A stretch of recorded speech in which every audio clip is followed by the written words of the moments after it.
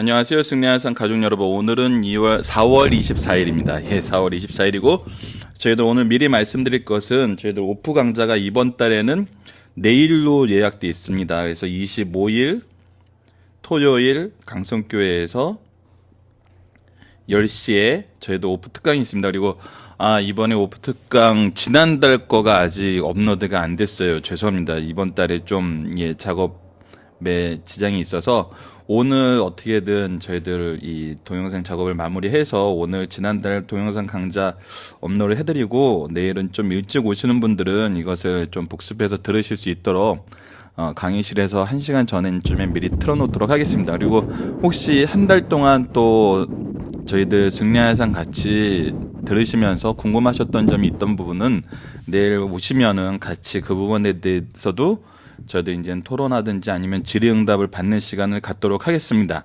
자, 그러면 이제 오늘 말씀으로 들어가 보도록 하겠습니다. 저희들 요한복음 6장으로 들어가고 있고요. 6장에서는 저희들이 이제 오병이어의 기적과 호수를 잠잠하게 하시고 호수를 건너가시고 호수를 잠잠하게 하신 그 사건이 있죠.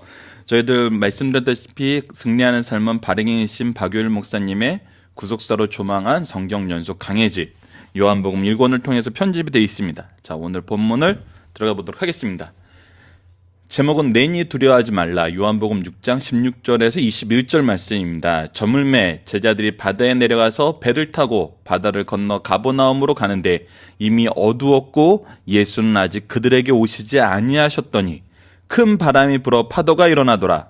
제자들이 노를 쳐 12월이쯤 가다가 예수께서 바다 위로 걸어 배에 가까이 오심을 보고 두려워하거늘 이르시되 내니 두려워하지 말라 하신대 이에 기뻐서 배로 영접하니 배는 곧 그들이 가려던 땅에 이르렀더라. 자, 이젠 저희들 오병이어의 기적과 이제 예수님께서 지금 바다를 건너신 이 기적이 연속해서 나오고 있어요. 근데 이 기적 안에서 우리들이 경험하게 되는 건 무엇이냐면 바로 다음 주 말씀입니다.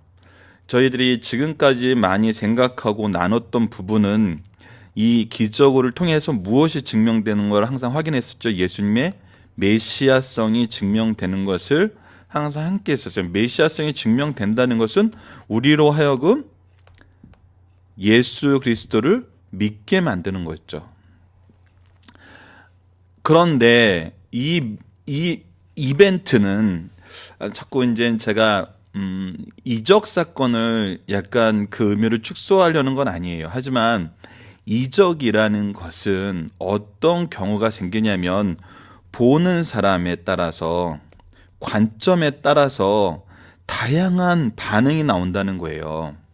다양한 반응이라는 건 뭐냐면 이 사건은 이것을 바라보는 사람 입장에서 해석하게 된다는 거예요. 예전에 정말 예수님에 대해서 오래전에 만들었던 영화들이 조금 더 의미가 있는데 그 SNF파의 급진당파 사람들이 예수님에 대해서 얘기를 하면서 아마 그 얘기를 하는 상대 이제 배우가 이제 가룟 유다로 해석했던 것 같은데 그거는 약간 해석상에 이제 문제가 있을 수 있지만 왜냐하면 가룟 유다 예수님을 만나기 전에 그런 대화를 하고 이제 온 걸로 돼 있지만 여기서는 이미 예수님의 제자가 되었기 때문이죠. 그러면서 어떻게 얘기를 하냐면 SNF파는 항상 급진당으로서 로마 권력에 대항하던 자들이에요. 그래서 항상 게릴라전을 많이 펼치고 있었는데 오병이어의 기적을 보면서 야, 우리에겐 더 이상 먹을 거에 대한 준비를 하지 않아도 될 거 아니야. 언제 어디서건 자그마한 음식만 있어도 우리 군대들을 바로 먹이실 수 있는 능력이 있을 거 아니야. 그리고 부상을 당하더라도 다리를 다치고 팔을 다치고 하더라도 예수님이 그냥 다 고쳐줄 거 아니야. 그러면 우리는 무엇을 가지게? 무적의 군대를 가지게 돼. 그럼 우리가 왜 로마를 못 이기겠어? 자, 이런 대사를 나오는 장면이 있었어요. 그러면서 반대되는 장면으로 무엇을 보여줬냐면 바로 예수님께서 이 땅에 왜 오셨는지를 보여주는 거죠. 자, 우리가 오늘 말씀을 통해서 두 가지 이적, 어제 오병이의 이적과 지금 바다로 건너서 파도를 잔잔하게 하시고 제자들과 함께 해주실 이 예수님을 보면서 이 61장 전체에서는 도대체 무엇을 얘기하려는 것일까라고 했을 때, 6장 전체에서는 무엇을 얘기하려는 걸까 했을 때 보면은 분량상으로도 정말 이 이적에 대한 부분은 21절에서 끝나요. 하지만 저희들 누가복음은 요한복음은 6장은 총 71절로 구성이 돼 있어요. 그러면 그 이후에 있는 말씀이 정말 우리들에게 전하고 싶은 부분이거든요. 그래서 우리가 이것을 이해해야 되는데, 왜 이 전하고 싶은 부분이 중요하냐면 바로 보는 관점에 따라서 예수 그리스도를 자기네들 편한 대로 해석하려는 성향이 여전히 인간에게는 있기 때문이죠. 왜요? 하나님의 기준보다는 내 기준이 좋은 거예요. 그래서 일어나는 게 뭐냐면 바로 갈등이에요. 박효일 목사님이 이제 이 부분에 대해서 우리 예전에 이미 상고해 봤는데, 이 갈등의 장이라 그러거든요. 이적이 나타났으면 영광이 드러나고 예수님의 메시아성이 나타나는데 왜 이 이적 앞에서 갈등이 일어나는지 우리가 이 부분을 항상 생각하고 이 말씀을 접하시는 것이 더 본래의 의미를 이해하시는 데 도움이 돼요. 왜냐하면 우리도 어려서부터 참 어쩔 수 없는 환경이었지만, 어쩔 수 없다는 것이 아이들이 예수님에 대해서 예수님을 믿게 하는데 정말 이 하늘의 양식, 부활, 고난, 하나님의 뜻, 구속사 이런 건 정말 가르치기 힘들지만 보리떡 5개와 물고기 2마리로 많은 사람을 먹이신 거, 죽은 사람을 살리신 거, 눈먼 자를 고치신 거, 이런 거는 정말 우리가 전달하면 재밌고 아이들도 신기하게 받아들여서 집중을 하잖아요. 그래서 너무 이쪽만 가르치다 보니까 그것을 받아들이는 데는 각자 아이들이 어떤 신앙적인 기준을 갖는 것이 아니라 그냥 자기들 나름대로 해석을 하고, 나중에는 어떻게 되죠? 더 깊이 있는 말씀으로 들어가지 않으면은 믿음을 저버리게 되는 경우도 생기는 것을 솔직히 우리가 지금 많이 보게 되잖아요. 믿음 안에서 굳건해지기보다는 믿음이 흔들리는. 그래서 참 목사님들 입장에서는 정말 안타까운 것 중에 하나가 뭐냐면, 오히려 어려서 믿었던 아이들은 갈수록 믿음이 연약해져서 정말 그 신앙인 공동체에서 볼 수 없는 경우가 많은데, 오히려 나중에 자신이 예수님을 딱 대면하고 들어와서 신앙생활하는 분들에게는 정말 열정과 그 안에 있는 그 은혜가 충만한 걸 보고 항상 감사하면서도 안타까워하죠. 왜냐하면 먼저 된 자가 나중되고 나중되가 먼저 된다는 일이 교회 안에서 너무 많이 이루어져서, 그래서 이런 일이 이루어지지 않게 하기 위해서 먼저 된 자가 나중되고 나중된 자가 먼저 됐다라고 얘기는 했는데, 그 부분에 대해서 끝까지 자기들의 사명을 감당한 사람들이 바로 우리 성경에 나타나 있는 믿음의 용사들이거든요. 특히 사도들, 가룟 유다를 제외한 오늘 보고 있는 6장 맨 마지막에서도 가룟 유다에 대한 경고가 나오고, 가룟 유다의 실패에 대해서 이미 사도 요한은 경험한 일이기 때문에 기록을 하지만, 그 이후의 사람들은 정말 나의 갈 길을 끝까지 예수 그리스도 안에서 행한 것을 볼 수 있죠. 무엇을 통해서만 이게 될 수 있냐면 바로 하나님의 말씀을 통해서만 이것이 되는 거거든요. 그래서 많은 사람들이 예수님께 실망하고 돌아갈 때 시몬 베드로가 68절에서 얘기하죠. 예수님께서 67절에서 예수께서 12제자에게 이르시되 너희도 가려느냐 했을 때 시몬 베드로가 대답하되 주여 영생의 말씀이 주께 있사오니 우리가 누구에게 가볼까요? 베드로의 신앙 고백은 이제 예수님을 이적 때문에 믿고 이적 때문에 따르고 이적으로 인해서 내가 얻게 되는 유익을 계산해서 따르는 것이 아니라 영생의 말씀이 있다는 거거든요. 결국 66장의 결론은 이 영생의 말씀을 우리가 소유하고 이것을 가지고 예수님과 함께 해야 된다는 거예요. 이것을 위해서, 이것을 통해서, 이것을 전함으로. 이런 관점에서 오늘 말씀을 보도록 하겠습니다. 오늘 말씀은 좀 심플해서 제가 이제 그 서론과 앞으로 다음 주까지 연결되는 그 이후에 저희들의 솔직히 11장까지 연결되는 이 갈등 관계에 대한 이해를 위해서 잠깐 설명을 했고요. 자, 이제 우리가 오늘 본격적으로 봐야 되는 거는 시련의 때에 우리가 취할 태도는 무엇인가예요. 자, 그러면은 왜 시련이 왔는가 판단할 수 있는가 잠깐 오늘 사건을 가지고 볼게요. 오늘 사건 예수님을 왕으로 삼으려는 그 자리, 사람들이 소위 사람들의 표현으로 영광의 자리죠. 사람들 입장에서 영광의 자리에 있었더라면 자, 제자들이 이런 시련을 당했을까요? 아니에요. 그들과 함께 즐거움 잔치를 벌이고 있었고 예수님의 12 제자로서 정말 존귀 여김을 받을 수도 있었어요. 그런데 이들은 예수님의 명령대로 그 자리를 피해서 호수를 건너가고 있었어요. 바다를 건너가고 있었죠. 하지만 그때 제자들에게 나온 것은 시련이었어요. 예수님의 말씀을 따르고 자기 사람의 영광을 버린 결과가 뭐였냐면 시련이었어요. 우리에게 이런 일이 있을 수 있다는 거예요. 그래도 이 길을 가야 된다는 거예요. 그러면 시련의 때에는 어떻게 행동해야 되는가? 자, 이거는 우리가 받는 시련이 우선은 구분할 줄 알아야 돼요. 죄 때문이 올 수도 있어요. 하지만 말씀에 대한 순종으로 오는 경우가 있어요. 죄 때문이 어떻게 해야 돼요? 바로 회개하셔야 돼요. 순종으로 인해서 오게 되는 경우에는 끝까지 그 길을 가셔야 돼요. 누구를 의지해서? 예수님을 의지하여. 그랬을 때 하나님께서는 무엇을 주세요? 바로 역사를 주세요. 역사를. 하나님의 구속의 역사에 이 일에 쓰임받는 하나님이 우리를 쓰시는 이 하나님이 주관하신 역사의 주인공으로 우리를 써주신다는 거예요. 자, 그래서 구체적으로 왜 이제 순종의 죄에 의한 것이 아니라 순종에 의한 이 시련이 어떤 것인가 해서 아래 말씀을 통해 보도록 해요. 내 형제들아 너희가 여러 가지 시험을 당하거든 온전히 기쁘게 여기라. 어떻게 여기라? 기쁘게 여기라 그래요. 기쁘게. 이는 너희 믿음의 시련이 인내를 만들어내요. 우리 신앙에 가장 좋은 것이 인내가 필요한다는 거예요. 인내는 온전히 이루어야는 너로 왜 인내로 하면 인내가 중요해요? 온전하고 구비하여 조금도 부족함이 없이 만들게 하려는 거예요. 무엇에? 이 구속의 역사에. 그래서 하나님이 쓰시기에 합당한 인물로 연단시키는 거예요. 마치 누구처럼? 요셉처럼.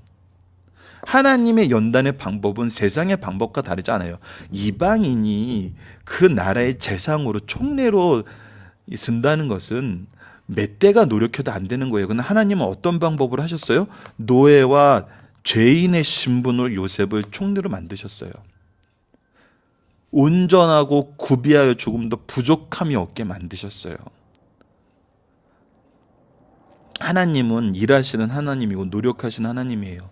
우리에게도 일하고 노력하게 하세요. 그냥 주지 않아요. 하지만 우리가 우리의 방법을 따라가면 불가능한 걸 하나님께서는 하나님의 방법대로 가능하게 하세요. 그래서 우리가 뭘 하게 돼요? 하나님이 하심을 고백하게 해요.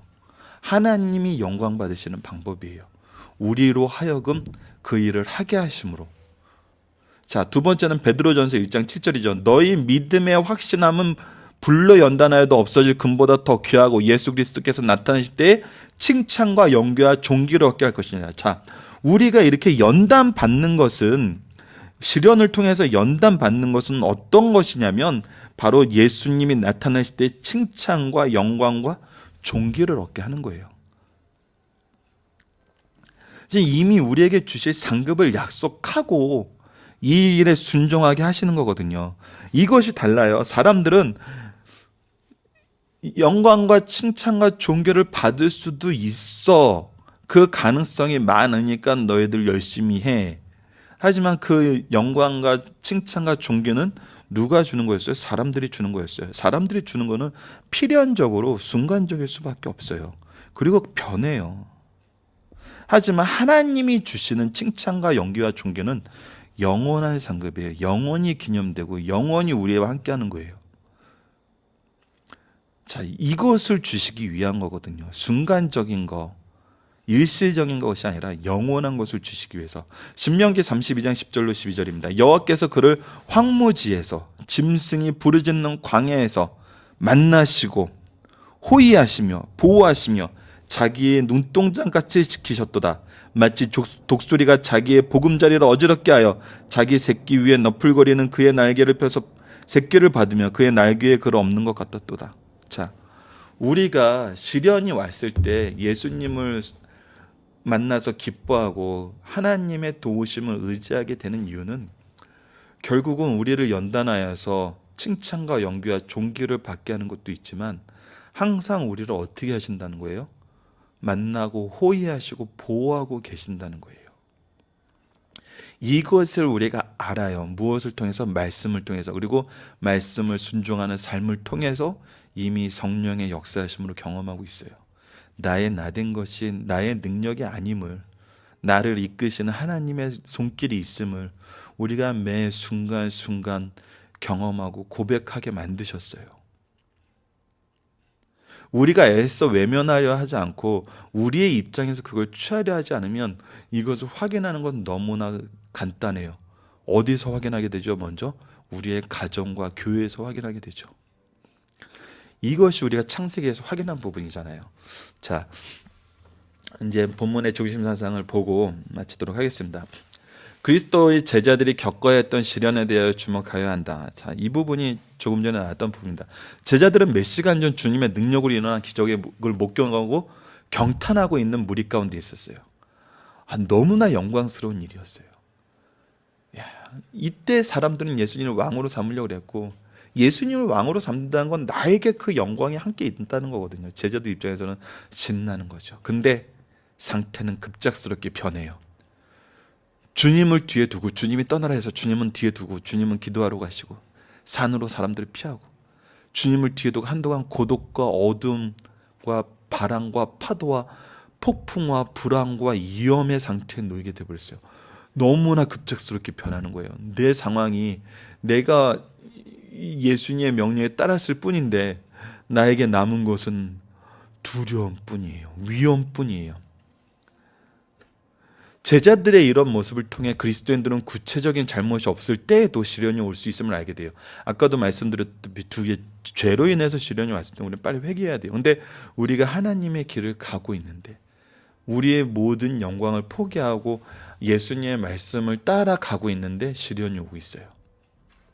하지만 이러한 시련은 하나님의 은혜가 나타나는 통로여, 성도는 제자들처럼 자신들이 어디 있는지 깨닫고 더욱 하나님을 의지하게 만드는 거예요. 자, 우리 예수님을 이제 나의 뭔가 욕구를 채워주는 예수님으로 바라보게 만든 것이 아니라 여전히 찾아오시고 구원해 주시는 예수님으로 더 집중해서 바라보게 만들어요. 이거는 제자들이 잘못된 그리스도관을 갖는 것을 또 막아주는 효과도 있었던 것 같아요. 그렇잖아요. 사람들을 먹이시고 우리의 풍요를 채워주신 예수님만 바라보는 상태에서 어떤 예수님을 바라보게 하세요? 내가 위기 때 구해주시고 나의 생명을 책임져 주시는 예수님으로 우리가 다시 바라볼 수 있게 만드셨어요. 맑은 날씨와 순풍 가운데 언제나 그리스도를 모시고 바다로 건너고 싶었지만 뜻대로 되는 경우는 거의 없습니다. 우리는 그리스도께서 마셨던 고난의 잔에 만족할 줄 알아야 해요. 그리고 우리가 어려울 때 홀로 있지 않다는 것을 기억해야 합니다. 언제나 주님은 우리를 살피시고 있다는 사실을 기억해야 됩니다. 자, 파도를 대하시는 주님의 능력에 주목해야 돼요. 제자들이 폭풍이 난 바다 위에 힘써 노를 젓고 있을 때 주님은 마른 땅 위를 걷듯이 쉽게 바다를 걸으셨어요. 이는 만물이 그로 말미암아 지은 바 되었으니 지은 것이 하나도 그가 없이는 된 것이 없느니라는 요한복음 1장 3절의 말씀을 우리에게 가르쳐줘요. 이게 어떤 의미인지. 말씀처럼 주님은 창조주이심을 증명한 것이에요.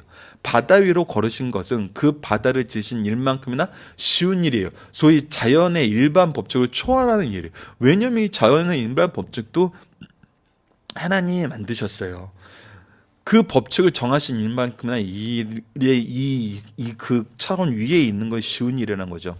이 사건을 통해 자연의 법칙은 불변하지도 영원하지도 않다는 사실을 보여준과 동시에 하나님께서는 모든 법칙을 초월해 계시며 모든 인생과 자연은 하나님의 주권 안에 있다는 사실을 가르쳐줘요. 자, 여기서 우리가 분명히 구분해서 생각할 게 있어요. 창세기 말씀 볼 때도 우리 한번 얘기했던 부분인데, 자, 하나님이 우리를 사랑하시는 데에는 우리를 하셔서 만든 이 우주는 하나님 앞에 아무런 우리에 비해서는 그 의미가 너무 적어요. 그래서 우리를 사랑하시기 위한 방법으로 이 자연의 법칙을 얼마든지 변개하고 활용하고 이것을 통해서 우리에게 더 사랑을 베푸세요. 그 메추라기를 보내신 것과 불기둥과 구름기둥으로 인도하신 것과 홍해 바다를 건너시는 것과 애굽을 10가지 재앙으로 심판하신 것, 이 모든 것은 우리를 사랑하시기 위해서 하나님이 언제나 병쾌할 수 있는 부분이에요. 근데 무엇은 우리를 자녀 삼으시면서 우리와 맺으신 언약에 대해서는 하나님이 이거는 병쾌하지 않으세요. 이 부분은 하나님의 공의가 있는 거예요. 그래서 하나님이 언약으로 만드신 거는 하나님과의 우리와의 관계예요. 나머지는 우리를 사랑하셔서 만든 정말 들러리일 뿐이에요. 이 들러리가 중요한 게 아니라 바로 우리가 중요한 거거든요. 그래서 우리 구원에 관해서는 하나님이 마음대로 바꾸지 않으세요. 그래서 예수님이 오신 거거든요. 그래서 우리가 이것을 구분하지 못하면 하나님이 바다도 건너시고 음식도 마음대로 확장시켜서 줄 수 있는데 왜 우리 죄는 그냥 용서해 주시면 안 돼? 이 부분을 우리가 구분할 줄 알아야 된다는 거예요. 그래서 이 부분을 다시 한번 여러분들이 기억하시면서 앞으로의 말씀을 그래서 더 놀라운 건 뭐냐면 우리를 사랑하기 위해서 얼마든지 자연의 법칙을 구별하셔서 사용하실 수 있었던 이 창조주께서 우리를 사랑하는 그 일을 이루시기 위해서 그 공의로운 속성에 해가 없는 그 방법으로 자기 스스로 죽으러 오셨다는 거예요. 그래서 그리스도의 사랑, 하나님의 사랑의 놀라움을 깨닫게 되는 것은 바로 우리 인간이 하나님 앞에 어떤 존재였는지 바로 깨닫게 됐을 때, 우리 인간이 왜 창조의 중심이고 하나님이 왜 우리 인간을 이토록 사랑하셨는지 그것을 깨닫게 됐을 때 우리는 더 놀라움을 갖게 되는 겁니다. 자, 오늘 말씀을 기초로 기도하기, 저희들 이 부분은 사과를 드립니다. 프린트물에 지난달께 기록이 돼 있어요. 그래서 저희들 오늘 방송에서는 이 말씀을 중심으로 기도하기를 이제 실어놨습니다. 이것으로 함께 기도하고 마치도록 하겠습니다. 하나님, 우리가 사람들을 보고 그들이 원하는 영광의 자리를 떠나 주님의 말씀을 따를 때 오히려 환난과 고난이 우리를 엄습함을 제자들의 모습을 통해 보게 됩니다. 그러나 여전히 이런 우리를 찾아와 강건하게 하시며 함께 하시는 주님을 바라보고 주님과 함께 영원한 상급을 바라보는 성도가 되게 하여 주소서. 예수님 이름으로 기도드립니다. 아멘.